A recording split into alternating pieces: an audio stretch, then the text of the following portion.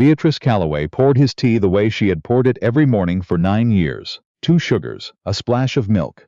Set precisely at the upper right corner of his reading papers. And in that moment, while her husband's eyes moved across a letter she had not been shown, she understood something she had been circling for a very long time, without ever letting herself land on it. He did not see her standing there, not in the ordinary way that people fail to notice a presence in a room. He looked up, in fact.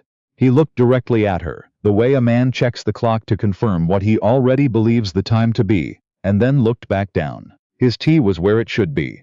The arrangement was functioning. Nothing required his attention. Beatrice set the pot down on the tray, and walked back to the window and looked out at the garden she had designed the first year they were married, when she had still believed that making things beautiful together was a kind of conversation. That was the morning. The dinner party was that evening. The Calloway house in Philadelphia, in the spring of 1891, was a well-regarded address, and the Thursday dinner that Beatrice organized 4 times a year was considered a well-regarded event. 20 guests. She had placed them herself, as she always did, understanding without needing to be told that you seated ambition beside influence, that you kept the congressman 3 chairs from the railroad man, until their interests had been softened by 2 courses and good wine, that the woman who had recently lost her position in society needed to be placed near the woman most likely to restore it quietly and without fanfare. This was not a dinner party, it was an ecosystem, and Beatrice Calloway had been tending it for 9 years without anyone naming it as work. Her husband, Dr. Harrison Calloway, was a physician of considerable reputation and a man of genuine intelligence in the specific corridors where he had chosen to apply it. He was not cruel. This was the thing Beatrice returned to, over and over, in the years before that evening. He was not a cruel man. He was simply a man who had never been required to see her, and therefore had not. They had married when she was 23. It had been arranged with the careful efficiency of 2 families who understood that position and usefulness were more durable foundations than feeling. Beatrice had known this. She had entered the marriage with the clear-eyed composure of a woman who had been taught that composure was its own form of intelligence, and she had believed, in the way that young women of her era were encouraged to believe, that usefulness was a form of love, and that if she made herself indispensable enough, she would eventually become visible. 9 years was a long time to test a theory that was never going to prove true. The guest she had not expected that evening was a man named Wells. Dr. Frederick Wells, a colleague of Harrison's, recently returned from a medical conference in London, with the particular energy of a man who has been reminded that the world is larger than he'd recently been treating it. He arrived early. Beatrice was in the hallway reviewing the table arrangement with the housekeeper when he appeared in the doorway, and he stopped and looked at the room the way people very rarely stopped and looked at anything she had done. "Mrs. Calloway," he said, "this is extraordinary." She turned. "Thank you, Dr. Wells. We're glad to have you. No, I mean this specifically." He gestured at the table. The arrangement of place cards, the particular way the centerpiece drew the eye without interrupting the sightlines for conversation. Someone understood what they were doing here. The spacing alone, he caught himself. "Forgive me. Occupational habit. I notice how rooms work." "Don't apologize," Beatrice said. "It's the only kind of compliment worth having." He laughed. He was the first person who had laughed at something she said in longer than she could locate clearly. The dinner proceeded the way her dinners always proceeded, which was to say, it appeared effortless, because Beatrice had spent 3 days ensuring it would.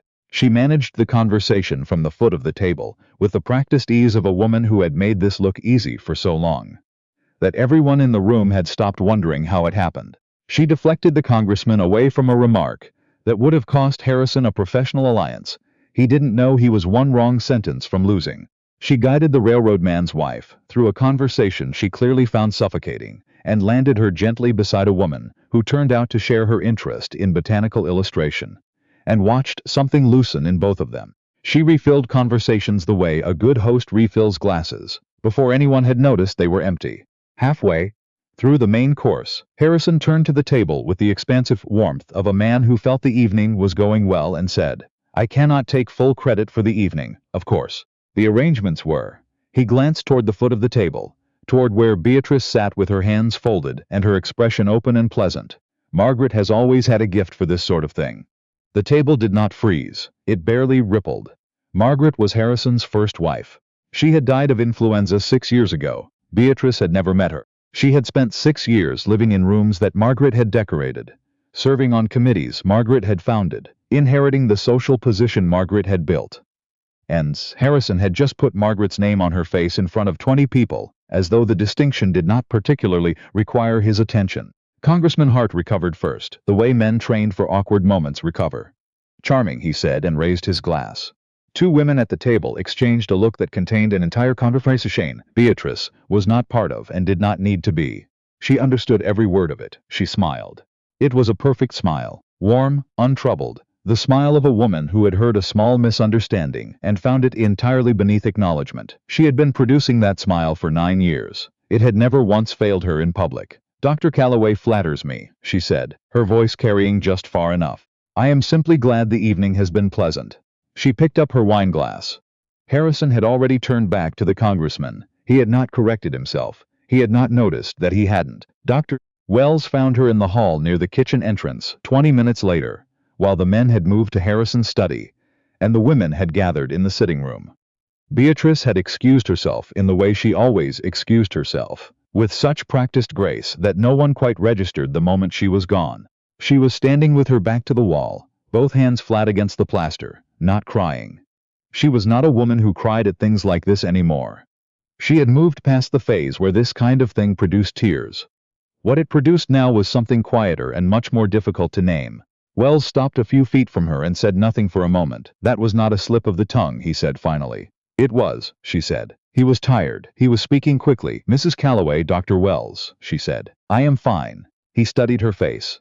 "You look like a woman who has been fine for a very long time and is reconsidering the arrangement." She said nothing. "I apologize," he said. "That was intrusive." "It was accurate," she said. And then, because it was the first accurate thing anyone had said to her in front of her face in longer than she wanted to calculate, she pressed her lips together briefly and looked at the ceiling and collected herself. "Go back in," he said. "I'll follow in a moment. No one will know you were anywhere but checking on the kitchen." "I know," she said. "I always check on the kitchen," and walked back toward the sitting room with the posture of a woman who has decided to postpone something for the last time she will ever postpone it. The guests departed by 10. Beatrice saw them out with the precise warmth of a woman who knew the correct parting word for each person. The congressman's wife received a comment about her brooch that was specific enough to be genuine. Old Dr. Fenwick received an invitation to return in the summer, when the garden was in full bloom, that appeared genuinely meant because it was. She pressed palms and smiled and thanked everyone for honoring them with their company, and Harrison stood beside her for the last few departures with the satisfied ease of a man who felt the evening had gone well. His hand rested briefly at the small of her back. She noted it the way you note the temperature of water without deciding anything about it. When the last carriage rolled away, Harrison exhaled and rolled his neck and said, "Good evening, all in all." "It was," Beatrice said. "Hart seems inclined to support the hospital expansion. I'll follow up." He was already past the evening, sorting it into useful and discardable. "You managed the table well." "Thank you," she said. He looked at her briefly, the way a man confirms the clock. "Early night, I think. Will you tell Nettie I'd like coffee at 7? I have rounds at 8:30. He went inside. Beatrice stood on the front steps alone. The Philadelphia spring was cool and damp, the street quiet, a lamp burning at the corner. She stood there until she heard his footsteps on the stairs. Then she went inside and thanked the household staff and walked through the ground floor in the way she always did after a dinner. Checking locks, extinguishing candles, noting what would need attending in the morning. She paused in the dining room. 20 chairs. She could tell where each person had sat by the angles of displacement. Congressman Hart always pushed back abruptly when he rose. Dr. Wells had turned his chair a fraction toward the foot of the table for most of the evening, which she had noticed at the time, and filed away without examining too closely. She stood at the foot of the table for a long moment. Then she went upstairs. She did not sleep. She lay in the dark and thought about the name. Not the name itself, but the ease of it.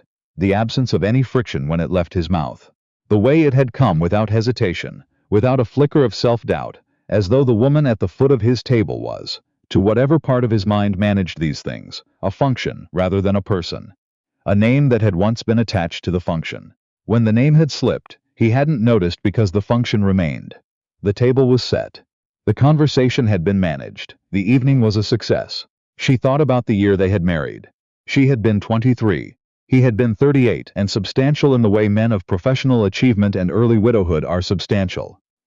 Certain of their footing, generous in the way that people who have never lacked for comfort are generous without meaning to make it felt. He had not been unkind.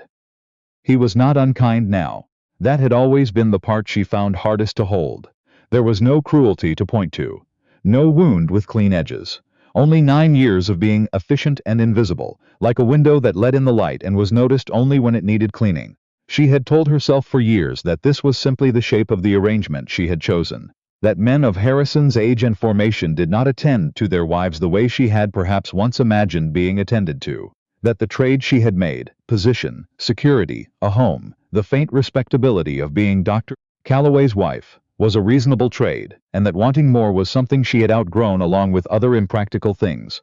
She had told herself this so many times it had almost stopped feeling like a lie. She got up at 2:30. She did not pack the way a desperate woman packs. She did not fling things into a trunk or make noise, or leave evidence of disorder. She moved through her dressing room with the same quiet efficiency she brought to everything, working by the light of a single candle, selecting with care. Her own correspondence, her financial records. The household account book she had maintained with a precision Harrison had complimented exactly once in 9 years and assumed every day thereafter. A small cameo that had been her grandmother's. 2 practical dresses, her coat. She paused once, holding the portrait that had been taken the first year of their marriage. She was 23 in it.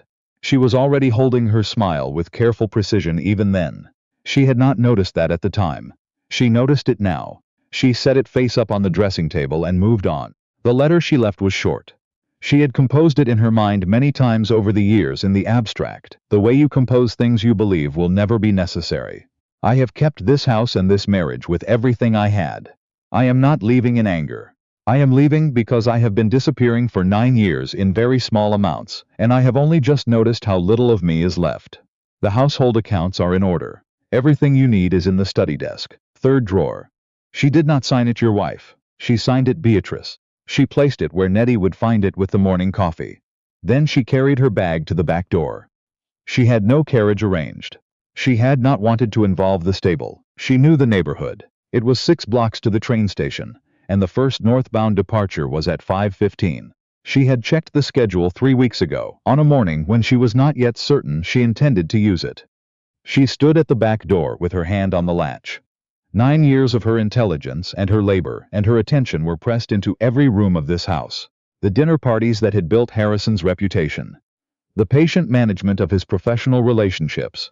The careful social architecture that he moved through, without knowing it had been built. The kitchen garden she had replanted twice for better yield. The household accounts kept to a precision that had saved them $40 a year, and that Harrison had never once questioned. Because they had always simply been correct. She had loved this house. She was not certain, standing here in the dark, that she had stopped. But love for a place was not the same thing as permission to vanish inside it. She opened the door. The spring air came in, cool and sharp and smelling of wet cobblestone, and the city waking slowly. Beatrice Calloway stepped out, pulled the door closed behind her, and walked down the lane without looking back. Harrison found the letter at 7:15.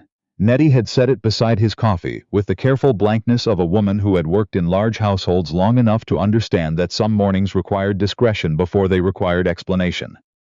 He read it twice. The first time the way a man reads something unexpected, searching for the part that resolves into something manageable. The second time because the first time hadn't found it. He set it down. He drank his coffee. Then he said to the empty room, "She's gone to her sister in Boston." He said it with the firm reasonableness of a man who has arrived at the correct interpretation of an unclear situation. Beatrice's older sister lived in Boston. Beatrice visited periodically. She had simply, he turned the letter over, found nothing on the back. She had simply gone to Boston and left a note that was phrased strangely, because Beatrice had always been given to a certain precision of expression, and he was due at the hospital by 8:30. He did not send word to Boston that day. He sent it the following morning, when dinner had been served incorrectly twice, and he'd spent an evening in his study, unable to locate a document he needed, because the filing system he had always assumed was intuitive, was. He was discovering a system someone else had built and maintained and he had never asked to understand. The reply from Boston came 3 days later. Beatrice's sister, a woman named Catherine Morse, had her own considerable precision of expression. She wrote back 5 words. She is not here, Harrison. He read those 5 words standing in the entrance hall, and something that had been a dull background irritation sharpened into something colder and less comfortable. He sent for Dr. Wells. Wells arrived the following afternoon. Harrison explained the situation with the controlled composure of a man who considered composure the appropriate response to all difficulty. She left, he said, without telling me where she was going. I need your help locating her. Wells sat across from him and was quiet for a moment. She left you a letter, Wells said. It was not a question, vague. Emotional, you know how he stopped. Something in Wells's expression made him stop. What did the letter say, Harrison? Harrison picked it up from the desk and handed it across. Wells read it. His expression did not shift, but something behind it did. She said she was leaving, Wells said. People say things. Beatrice Calloway doesn't say things she doesn't mean. You know that. Harrison's jaw tightened. She'll come back within the week. She's making a point. Wells set the letter down with the deliberateness of a man deciding how to say something he has been deciding how to say since the previous Thursday evening. At dinner, he said finally. You called her Margaret, a slip of the tongue, in front of 20 people.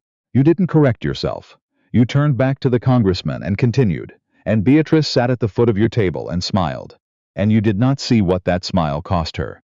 That is a considerable interpretation. She didn't leave because you said the wrong name. Wells leaned forward slightly. She left because the wrong name confirmed something she had suspected for years. That to you, the woman at the foot of your table was a function, competent, reliable, present. The name attached to the function was secondary. The words settled in the room between them. That is not true, Harrison said. Then tell me, Wells said quietly, what she did at dinner on Thursday that kept you from losing Hart's support. Silence. Tell me which guest made her uncomfortable and how she managed it so you wouldn't have to. Tell me the name of the woman whose reputation she quietly restored last season through 2 carefully placed conversations, without mentioning it to you because she knew you'd have considered it beneath the evening's purpose. Harrison said nothing. You are not a bad man, Wells said. I've known you 12 years. You are not a bad man. But you have been married to a woman of considerable intelligence and capability for 9 years, and you have treated her like a well-run mechanism. And she has decided, apparently, that she would rather be a person somewhere else than a mechanism in a very fine house. He picked up his hat. I'll make inquiries, because you'll ask me to regardless. But Harrison, think carefully about what you intend when you find her. If you go to her expecting her to come home and resume her function, you will lose her permanently. And that will be entirely your doing. He left. Harrison sat in his study for a long time after the door closed. The household deteriorated faster than he had expected. He had understood in an abstract way that Beatrice managed things. He had simply never examined the content of that word, because the result of her management was an effortless household that required nothing from him, which had always seemed like the point. He discovered the content within 5 days. On Monday, the kitchen prepared his Tuesday appointment's lunch incorrectly. A minor thing, except that one of the physicians he was meeting was quietly avoiding red meat for health reasons he had never announced. And Beatrice had always known, and the kitchen had always been instructed accordingly. On Wednesday, his secretary brought him a bill from a linen merchant he had no record of, accompanied by a note indicating the account had been in arrears for 6 weeks, and that Mrs. Calloway had been managing the renegotiation directly. On Thursday, he could not find a single document he needed for a hospital board meeting and spent 40 minutes searching, before discovering they had been filed under a system so logical. It had become invisible to him precisely because it never failed. On Friday, he overheard 2 of the household staff in the back passage. They did not know he was there. She's not coming back, one of them said. You don't know that. I saw her face the morning after the dinner. That wasn't a woman upset. That was a woman who'd finished deciding something. Harrison walked past the passage, without acknowledging what he'd heard. He went to his study and stood at the window and looked at the garden. Beatrice had designed in the first year of their marriage, when things had still felt to her. He understood now with the particular clarity of too late understanding, like they might become something. The preparation was what undid him. That was the thing he had not anticipated. Not the leaving itself. The evidence that she had been preparing to leave for some time. The filing system organized to be navigable without her.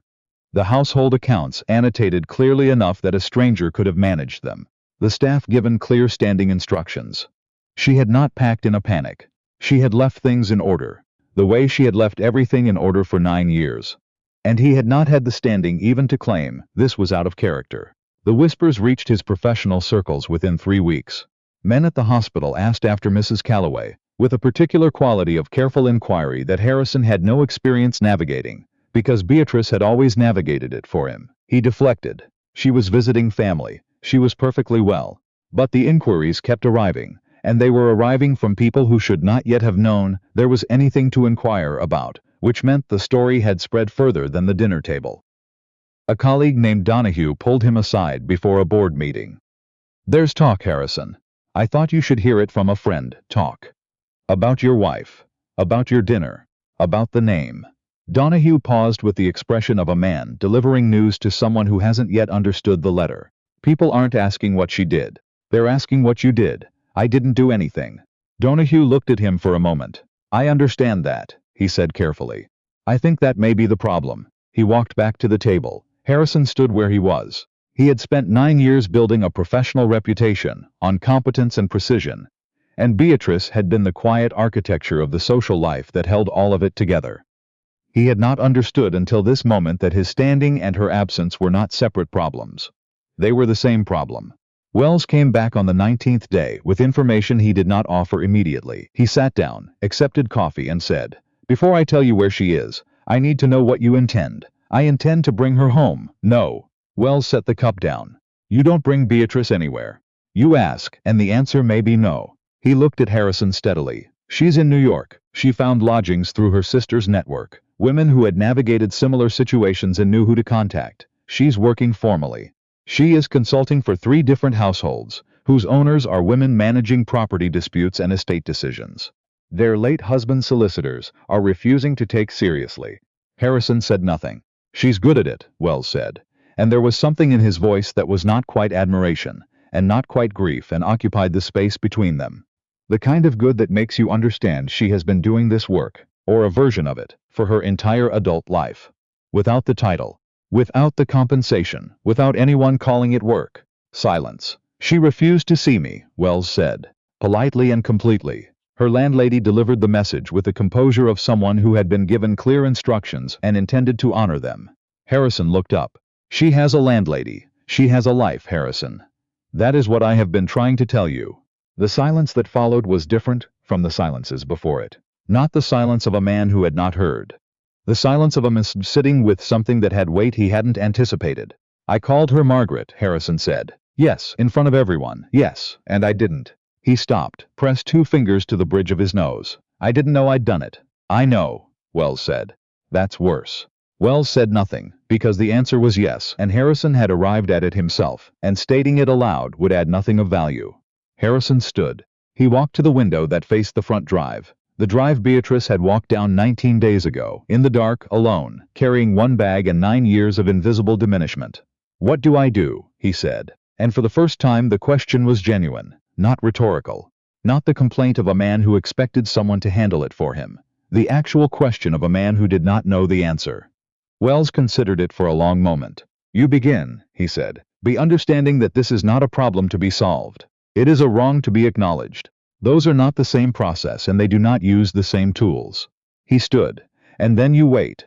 Because she is not going to move toward you until she believes. Not because you've told her, but because she has seen it, that the man who comes to her is different from the man she left. And if she never believes it," he picked up his hat, "you will have to live with having had a woman of real capability beside you for 9 years, and never truly knowing it until she was gone." He left. Harrison rode to New York on a Wednesday. He did not send word ahead, because he understood with a cold clarity he had not invited that if he sent word, the refusal would arrive in writing, and he was not ready to hold that in his hands. He had spent 4 days, since Wells' visit, doing something he had not done in his adult life with any real seriousness. He had sat still and thought about Beatrice. Not about how to manage the situation. Not about the social damage or the professional complications. He had thought about her, the actual woman. The way she had organized 20 people into a room and made conversation flow. The way a river flows, which is to say without apparent effort, because the banks were precisely where they needed to be.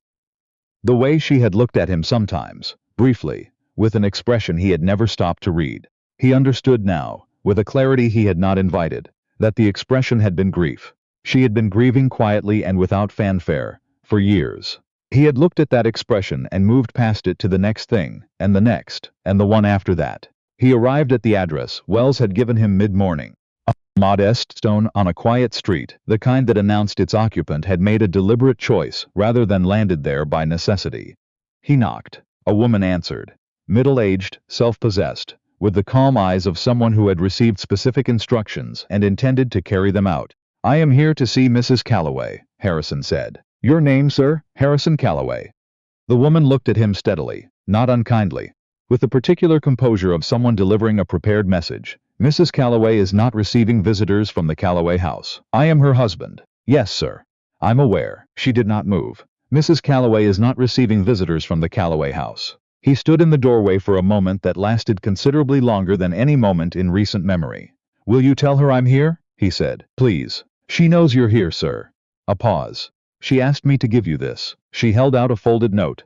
He took it. "I am well. I ask that you respect my time. I am not ready to speak with you." No signature this time. The door closed quietly. He stood on that step holding 4 sentences and understood with a force that no negotiation in his professional life had ever produced in him that he had no standing here. None. He was a physician of reputation and social standing, and he was on a step outside a New York brownstone, holding a note from a woman who had decided with complete composure that she was not ready to see him. And there was nothing, not influence, not argument, not his title or his connections, that was going to alter that. He wrote to her the following morning. He had written and discarded 8 versions before arriving at one that was 3 sentences. Because every version longer than that had turned into a man making his case, and he had finally understood, with Wells's voice somewhere in the back of his mind, that this was not a case to be made. "I am not here to ask you to come home. I owe you an apology. I do not know how to write correctly. I would be grateful for the chance to attempt it in person, at a time and in a setting entirely of your choosing." He waited 3 days. The reply came on a Saturday in Beatrice's handwriting, on plain paper, in the precise unhurried script of a woman who had taken her time. "There is a public lecture at the New York Women's Legal Aid Society on Tuesday afternoon.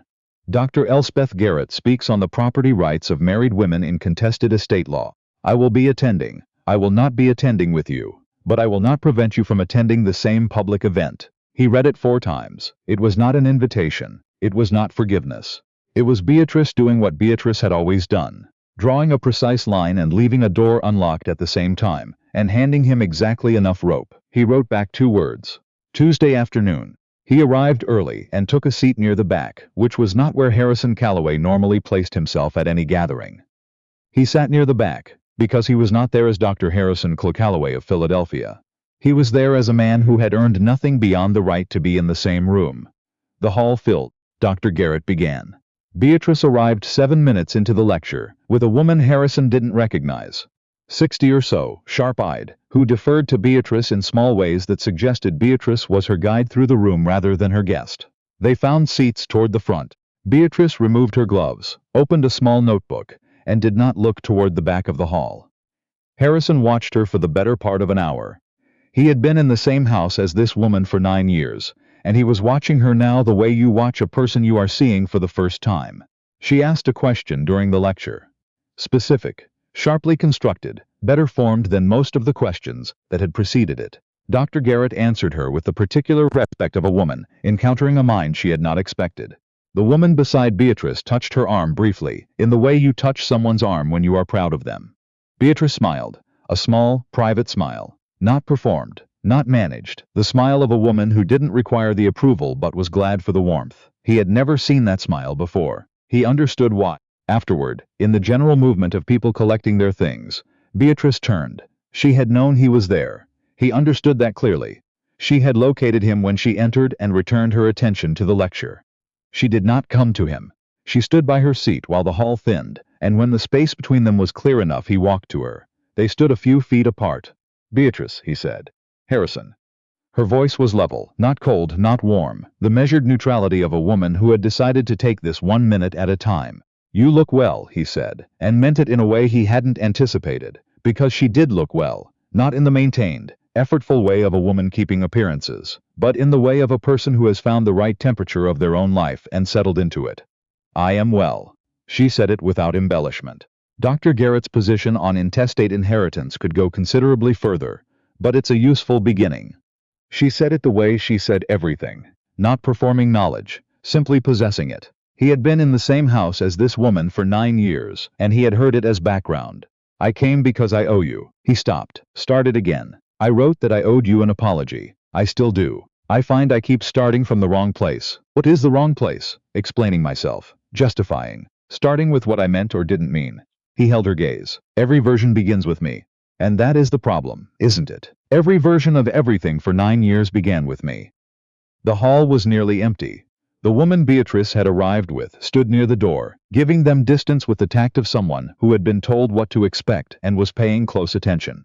What are you asking, Harrison?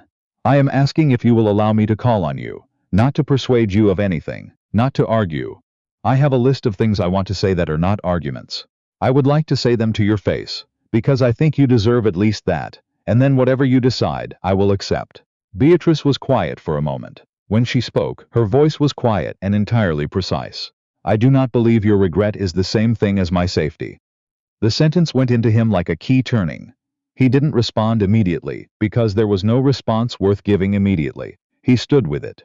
She watched him stand with it. The fact that he didn't deflect or reframe or reach for a counter-argument seemed to register somewhere in her expression, not as forgiveness, but as information. No, he said finally, it isn't. You're right. She held his gaze a moment longer.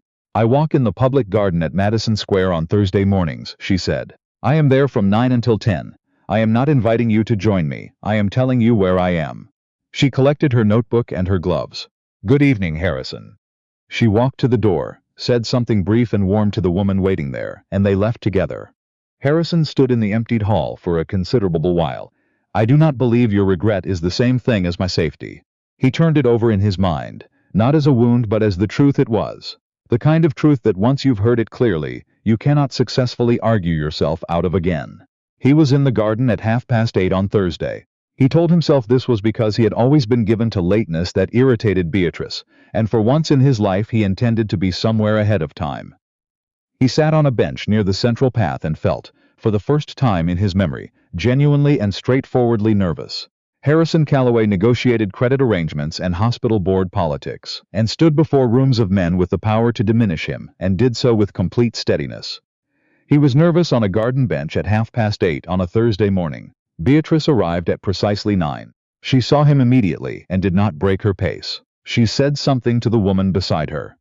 The same woman from Tuesday, he noted, and the woman nodded and moved to a different section of the path with the ease of someone who had expected exactly this. Beatrice sat at the other end of the bench. Not close, not distant, measured. You came, she said. You told me where you'd be. I also said it wasn't an invitation. I know. He looked at her. I thought you'd expected me anyway. Something shifted briefly in her face. Not quite humor but adjacent to it. I had, she said. He drew a breath. When Wells told me you were doing consultation work, property disputes, estate cases, women navigating the courts alone, and he told me you were good at it. He paused. I realized I had no standing to be surprised. I had watched you do the equivalent of that work for our household for 9 years. I had never called it intelligence. I called it managing things, the way you'd say a clock keeps good time. Not a skill, not a mind. Beatrice said nothing. I called you Margaret, he said, in front of everyone, and I did not know I had done it. That, his voice had dropped. He was not performing this. She would have known if he were. That is the thing I cannot move past, Beatrice. Not that I said it, that it came out of me with that ease, as though the name attached to the woman at the end of my table had stopped mattering enough to hold. She looked at him. Her face was composed, but composed in the way of something real rather than something maintained. You didn't want to know it wasn't right, she said. No, he said. It would have required something from me that was easier not to give. She was quiet. Then, what do you want, Harrison? Truthfully. He met her eyes. I want to know you the way I should have wanted to know you 9 years ago. The way any person deserves to be known by the person they live beside. That's not the same as wanting me back. No, I know it isn't. He looked down briefly. I am not asking you to come back. I understand I have no right to ask that. I am asking because the alternative is returning to a house that runs correctly and contains nothing I care about losing. Beatrice was quiet for a long moment. I need you to understand something, she said. I am not going to come back to what we were. That arrangement, where I disappear into the management of your life and you move through it without seeing me. I am not going back to that, not for comfort or stability or the appearance of a reasonable household. I have work here that matters. Women who need what I know how to do. Mrs. Hargrove. She tilted her head slightly toward the woman on the other section of the path, who feeds me supper and disagrees with me about contract law in ways I find, she paused, necessary, in ways I did not know I needed until I had them. She held his gaze. I am a person, Harrison. Not a function. Not a well-managed calendar. A person. You understand the difference. I didn't, he said. I do now. The question I have been sitting with, she said, is whether you are genuinely capable of seeing it. Not because you are guilty. Not because the household is in disorder and your colleagues are asking after me. But whether you can look at a woman and see a person rather than the most useful presence in your vicinity. He was quiet for a long moment. I don't know, he said, and he said it without flinching from how it sounded. I think I might be. I think I am different from the man I was in March. But I understand that my own belief about myself is not proof, and that you would be a fool to take my word for it. And you are not a fool. Something moved in her expression. Something earlier than that. Come back Thursday, she said. Same time. To talk. To talk, he agreed. I am not promising you anything beyond Thursday. She stood and smoothed her coat. And if you come here intending to manage me toward a specific outcome, I will end the conversation immediately, and there won't be another. Understood. She held his gaze one more moment. Then she called to Mrs. Hargrove, who came forward with the expression of a woman who had been watching from a careful distance and had formed several opinions she planned to share at supper. They walked together down the path. Harrison sat on the bench and watched them go. He had come to New York expecting to retrieve something. He understood now, sitting in the spring morning on a bench in Madison Square Garden, that what he actually needed to do was considerably harder and far less certain than retrieval. He needed to earn a standing he had never deserved by simply possessing it. He did not know if he was capable. But for the first time in his adult life, not knowing whether he was capable of something made him want to try rather than find an easier problem. He came back Thursday, and the Thursday after that, and the Wednesday between them when she extended the invitation. They talked in the garden and then, as the spring turned warm, on the steps of the public reading room, and Beatrice set the terms and held them with the consistency of a woman who had learned at considerable personal cost that her own terms were worth holding. He asked about the cases, not with the polite half-attention of a man tolerating an unfamiliar subject, but with the specific, forward-leaning attention of someone who wanted to understand how it actually worked. Where the law failed, which judges were sympathetic, what the procedural obstacles were for women trying to navigate courts that had been designed without them in mind. He remembered what she had said the previous week and connected it to what she said this week. It was the kind of conversation she had wanted from him for 9 years. She did not say this. She stored it carefully.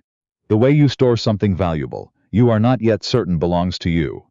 The turn came not from a conversation but from a solicitor's office in Lower Manhattan, where Beatrice had accompanied a client named Mrs. Ainsworth, a 51-year-old widow, whose brother-in-law was contesting her right to the family's commercial property.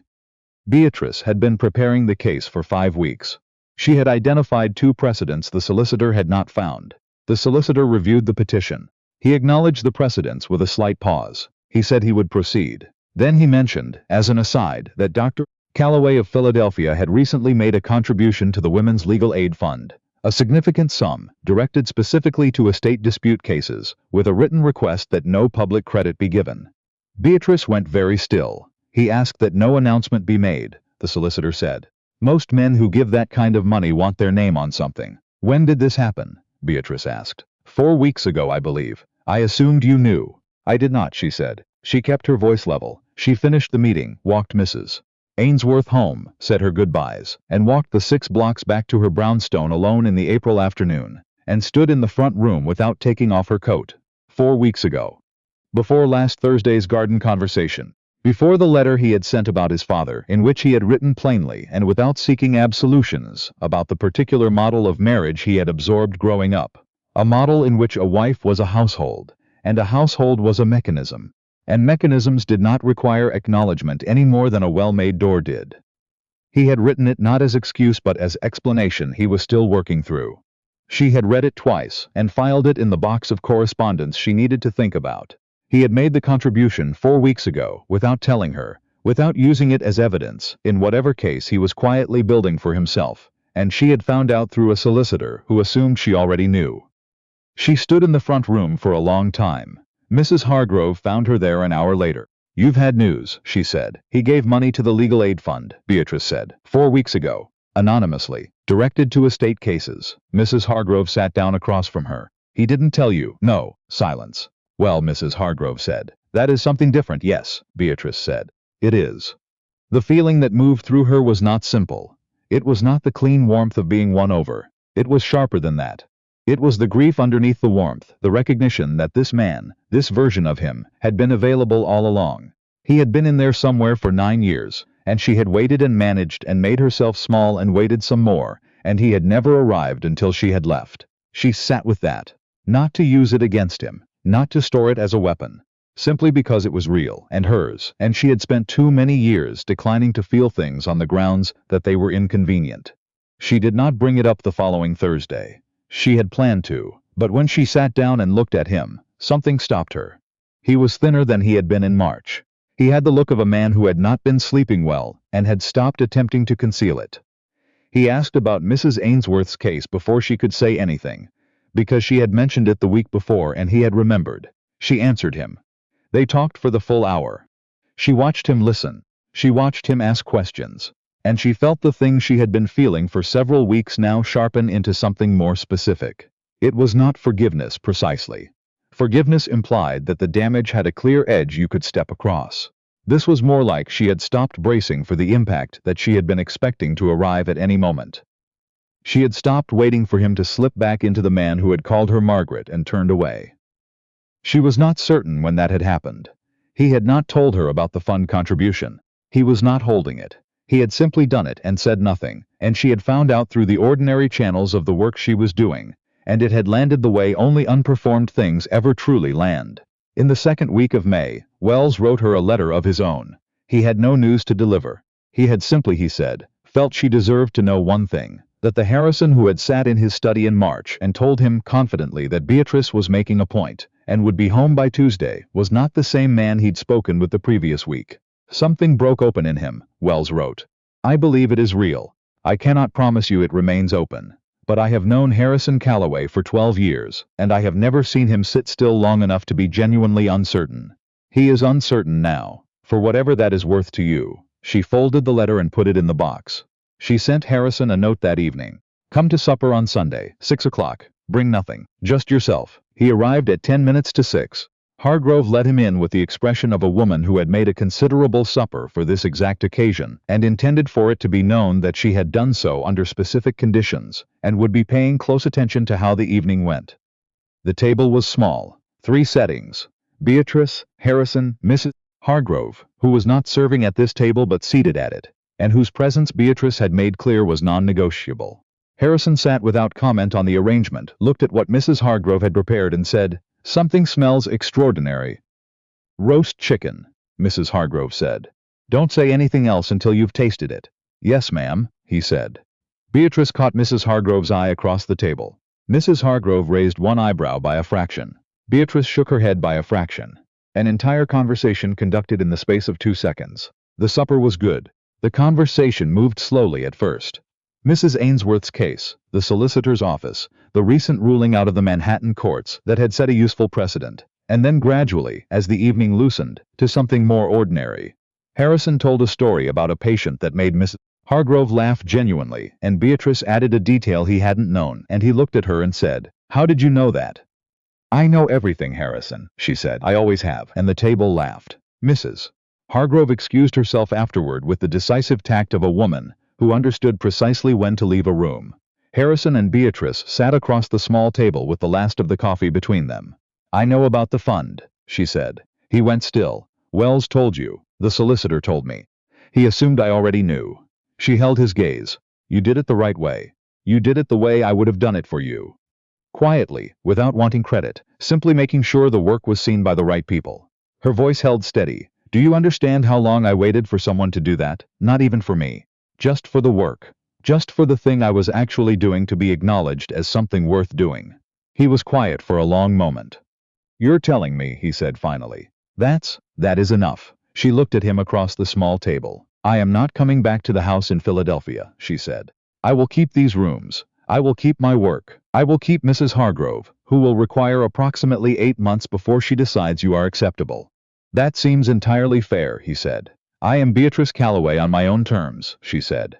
Not in relation to your household or your schedule or your reputation.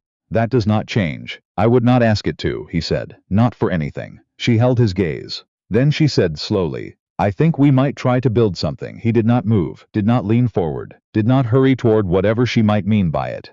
What kind of something, he asked. Something that has never existed before between us, she said. Not a restoration. Not the old arrangement with different language.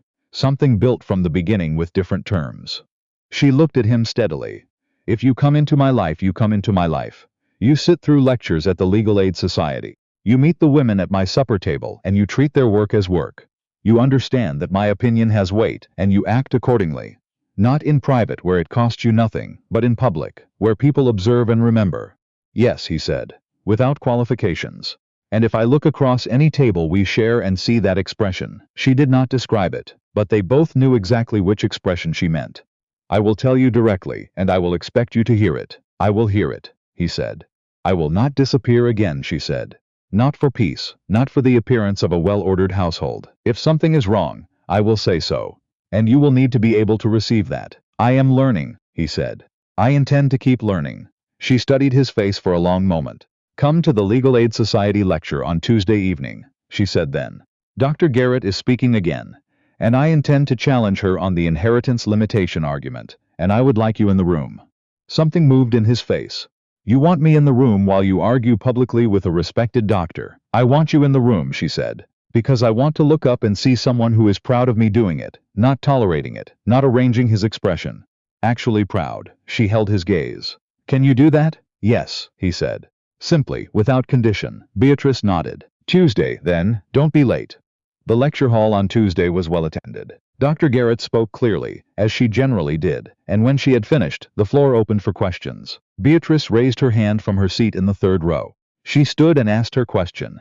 A specific, precisely formed challenge to a limitation. Garrett had treated as settled, citing 2 cases and the exact language of the New York statute that complicated Garrett's position. The room had the particular quality it sometimes acquired when a question was unmistakably sharper than the lecture it followed. Garrett answered. Beatrice responded. Garrett reconsidered one of her points. The room shifted. A man near the front leaned to his companion. Who is she? Before his companion could answer, Harrison Calloway, seated 2 rows behind them, said clearly and without being asked, Mrs. Beatrice Calloway. She built the estate consultation network for the Women's Legal Aid Society. There is no one in this room who understands contested inheritance law the way she does. The man turned, recognized Harrison, and nodded with the recalibrating respect of someone updating their understanding of a situation. Beatrice, 4 rows forward, heard it. She did not turn immediately. She let it settle. Let it move through her the way something genuinely new moves through a person who has been waiting for it without quite believing it was coming. Then she turned her head, just slightly. Just enough. Harrison was looking at her. Not with the absent expression of a man registering a sound. Not with the managed composure of a man maintaining his presentation. With attention, full, unperformed, present attention, the look of a man who saw the woman in front of him and knew, without hesitation, without any ambiguity at all, exactly who she was. Beatrice Calloway looked back at him across those 4 rows, and she smiled. Not the smile she had worn at the dinner table in March. The composed, perfect, door-closing smile of a woman who had already decided. Not the managed smile of 9 years of making everything function without acknowledgement. This one was different.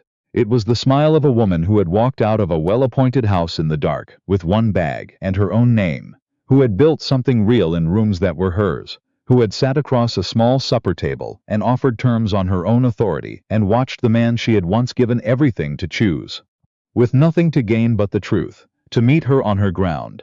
It was the smile of a woman who had not left to punish anyone, who had left because staying had required her to betray herself in increments so small she had nearly stopped noticing, who had discovered, on the other side of that leaving, that she was not someone who needed to be brought back or forgiven or restored to her proper function. She was someone who needed to be seen. Beatrice turned back to Dr. Garrett, raised her notes, and continued her argument. She had work to do.